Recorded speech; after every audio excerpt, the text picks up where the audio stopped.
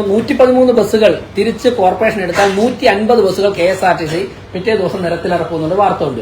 അങ്ങനെയാണെങ്കിൽ ആ 150 ബസ്സുകൾ ഇറക്കി നെയ്യാറ്റിൻകര, നെടുമങ്ങാട്, കട്ടപ്പനയൊക്കെ വിട്ടിട്ട് ഈ 113 സിറ്റിയിൽ ഓടിച്ചു കഴിഞ്ഞാൽ പ്രശ്നം പരിഹരിക്കും.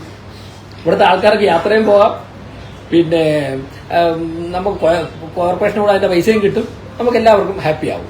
മറ്റൊന്ന്, ഈ ബസ്സുകൾ നഷ്ടമെന്നാണ് പറയുന്നത്. അല്ല, ഈ ബസ്സുകളുടെ വരുമാനവും KSRTCയുടെ മറ്റുള്ള ബസ്സുകളുടെ വരുമാനവും ഒരുമിച്ച് കണക്കൂട്ടുമ്പോഴാണ് നഷ്ടം വരുന്നത്.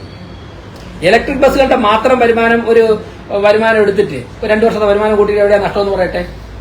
അവിടെ നിന്ന് വരുന്ന പണവും KSRTCയുടെ മറ്റുള്ള ഡീസൽ ബസ്സുകൾ ഓടുന്ന പണവും എല്ലാം കൂടി ഒരുമിച്ച് അക്കൗണ്ടിലാക്കിയിട്ട് കണക്ക് നോക്കുകയാണെങ്കിൽ ചിലപ്പോൾ നഷ്ടമായിരിക്കും.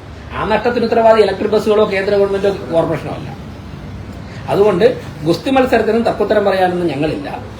പിന്നെ ഇപ്പൊ ഞങ്ങളുടെ പ്രയോറിറ്റി ഇലക്ഷൻ സമയത്ത് പറഞ്ഞ കുറെ കാര്യങ്ങൾ നടപ്പിലാക്കുന്നതിലേക്കാണ്, അതിലേക്കാണ് പോകുന്നത്. എന്തായാലും ഈ കരാർ നടപ്പിലാക്കണമെന്ന് മുൻ ഭരണസമിതി, ആര്യ രാജേന്ദ്രന്റെ നേതൃത്വത്തിലുള്ള ഭരണസമിതി തന്നെ സംസ്ഥാന സർക്കാരിനോട് ആവശ്യപ്പെട്ടിട്ടുണ്ട്. കൌൺസിൽ ഈ കാര്യം ചർച്ച ചെയ്യും.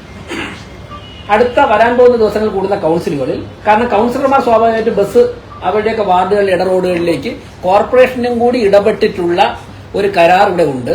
അതിൽ ഞങ്ങൾക്ക് ഇടറോഡുകളിലേക്ക് ബസ് വിട്ടുതരാൻ വേണ്ടി മേയർ ഇടപെടണമെന്നുള്ള ആവശ്യം വരും കൌൺസിലർമാരുടെ ഭാഗത്ത്. അപ്പൊ സ്വാഭാവികമായിട്ട് ഞങ്ങൾക്ക് അജണ്ടയിൽ ഉൾപ്പെടുത്തി ചർച്ച ചെയ്യേണ്ടി വരും.